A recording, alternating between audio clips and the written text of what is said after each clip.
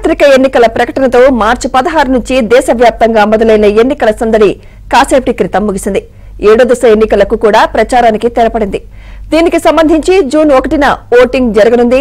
7వ దశలో 7 రాష్ట్రాలు, ఒక కేంద్రపాలిత ప్రాంతాల్లోని 57 స్థానాలకు ఓటింగ్ జరగనుంది.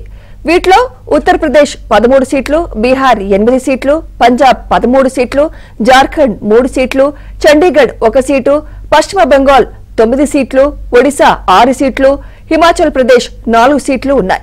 అన్ని స్థానాలకు పోలింగ్ ఉదయం 7 గంటలకు ప్రారంభమై సాయంత్రం 6 గంటలకు ముగుస్తుంది.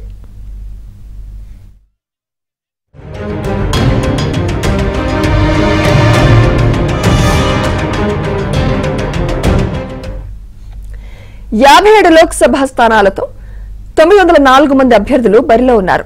వారణాసి నుంచి ప్రధాని మోదీ, పట్నా సాహెబ్ నుంచి ఒమర్ అబ్దుల్లా, హిమాచల్ ప్రదేశ్లోని మండి నుంచి బాలీవుడ్ నటి కంగనా రనౌత్, గోరఖ్పూర్ నుంచి భోజ్పురి నటుడు రవికిషన్, డైమండ్ హార్బర్ నుంచి మమతా బెనర్జీ మేనల్లుడు అభిషేక్ బెనర్జీ, హిమాచల్ ప్రదేశ్ అమీర్పూర్ నుంచి కేంద్ర మంత్రి అనురాగ్ ఠాకూర్, పాట్లీపుత్రలో లాలూ ప్రసాద్ యాదవ్ కుమార్తె మీసా భారతి, బటిండా నుంచి హర్సిమ్రత్ కౌర్, జలంధర్ నుంచి పంజాబ్ కాంగ్రెస్ మాజీ సీఎం చరణ్జిత్ సింగ్ చన్నీ ఎన్నికల్లో బరిలో ఉన్నారు.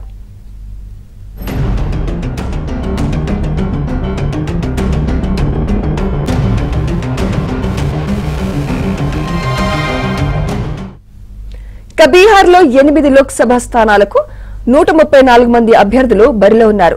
చండీగఢ్ ఒక లోక్సభ స్థానానికి 19 మంది అభ్యర్థులు పోటీ చేస్తున్నారు. హిమాచల్ ప్రదేశ్ 4 లోక్సభ స్థానాలకు 37 మంది బరిలో ఉన్నారు.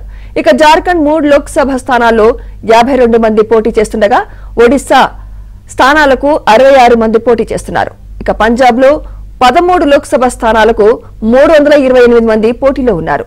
ఉత్తరప్రదేశ్ 13 లోక్సభ స్థానాల్లో 144 మంది బరిలో నిలిచారు. వెస్ట్ బెంగాల్ 9 స్థానాలకు 124 మంది బరిలో ఉన్నారు.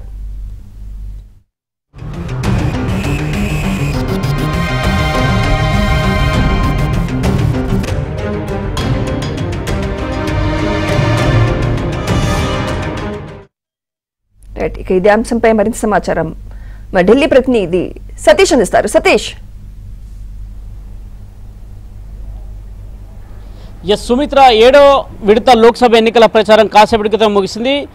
మైకులన్నీ కూడా మొగ్గబోయాయని చెప్పాల్సి ఉంటుంది. ఇక 57 లోక్సభ స్థానాలతో పాటు ఒడిశాలోని 42 అసెంబ్లీ స్థానాలకు కూడా జూన్ 1వ తేదీన ఎన్నికల ఓటింగ్ ప్రక్రియ జరగబోతుంది. ప్రధానంగా 57 లోక్సభ స్థానాల్లో ఈసారి ప్రముఖులు పోటీ చేయబోతున్నారు. ఇక ఉత్తరప్రదేశ్ ముఖ్యంగా వారణాసి నుంచి ప్రధాని మోదీ 3వసారి ముచ్చటగా పోటీ చేయబోతున్నారు. మెజార్టీ దిశగా అక్కడ కూడా బీజేపీ ఇప్పటికే ప్రచారాలు నిర్వహించింది. అనేక పార్టీలు కూడా ప్రచారాలు నిర్వహించారు. ఇక పంజాబ్కు సంబంధించి టైం ఒకే విడతలో మొత్తం 13 లోక్సభ స్థానాలకు ఎన్నికలు జరగబోతున్నాయి. ఉత్తరప్రదేశ్లో కూడా 13 లోక్సభ స్థానాలకు ఎన్నికలు జరగబోతున్నాయి.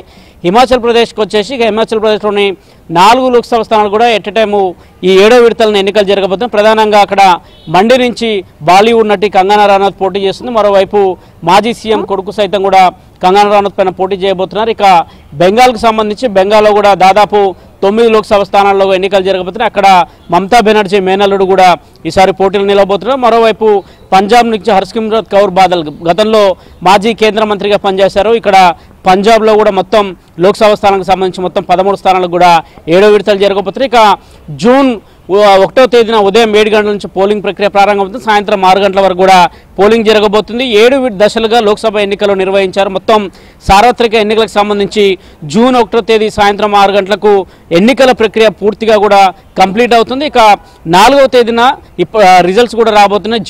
జూన్ 1వ తేదీ సాయంత్రం 6 గంటల తర్వాతకి ఎగ్జిట్ పోల్స్ కూడా రావచ్చే అవకాశాలు కూడా చాలా స్పష్టంగా కనిపిస్తున్నాయి. అయితే దేశవ్యాప్తంగా కూడా 7వ విడత ఎన్నికలు కొంత ప్రతిష్టాత్మకంగా తీసుకుంది. ఇప్పటి వరకు ఎక్కడైతే మెజార్టీ రాలేదని కూడా అక్కడ పెద్ద ఎత్తున కూడా ప్రచారాలు నిర్వహించారు.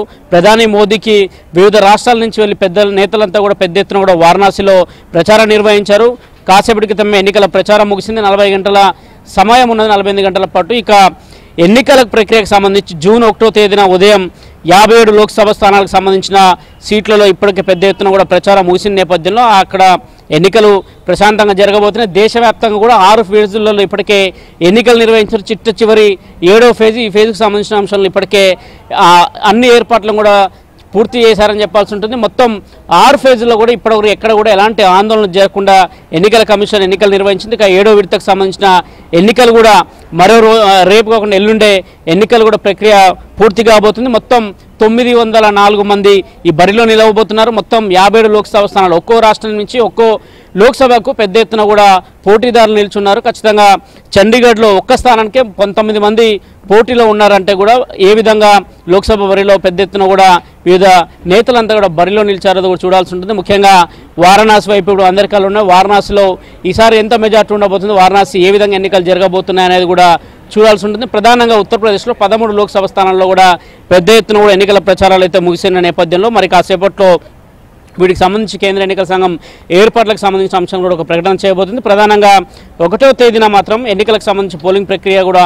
పూర్తి కాబోతుంది. ఇక జూన్ 4వ తేదీన దేశవ్యాప్తంగా 7 విడతల్లో జరిగిన లోక్సభ ఎన్నికలకు సంబంధించిన పోలింగ్కి సంబంధించిన ఫలితాలను 4వ తేదీన వెల్లడించబోతున్నారు. కొన్ని రాష్ట్రాలకు సంబంధించి అసెంబ్లీలు కూడా జరిగాయి. అసెంబ్లీలో సైతం కూడా కొన్ని రాష్ట్రాలకు ముందే అంటే జూన్ 2న కూడా ఎన్నికలకు సంబంధించిన ఫలితాలు, అసెంబ్లీకి సంబంధించిన ఫలితాలు రాబోతున్నాయి. ముఖ్యంగా ఒడిశాకు సంబంధించి ఒడిశాలో 42 అసెంబ్లీ స్థానాలకు కూడా 7వ విడతలో ఉన్న పోలింగ్లోనే ఆ రాష్ట్రానికి సంబంధించిన అసెంబ్లీ ఎన్నికలు కూడా జరగబోతున్న నేపథ్యంలో ఖచ్చితంగా ఇప్పుడు ఎలాంటి అవాంఛనీయ ఘటనలు జరగకుండా ఉండేందుకు ఇప్పటికే భారీ బందోబస్తు అయితే ఏర్పాటు చేశారు.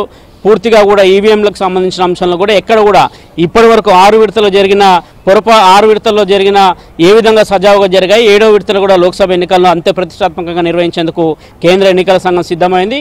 ఇక ఎల్లుండి ఎన్నికల ప్రక్రియ జరగబోతుంది.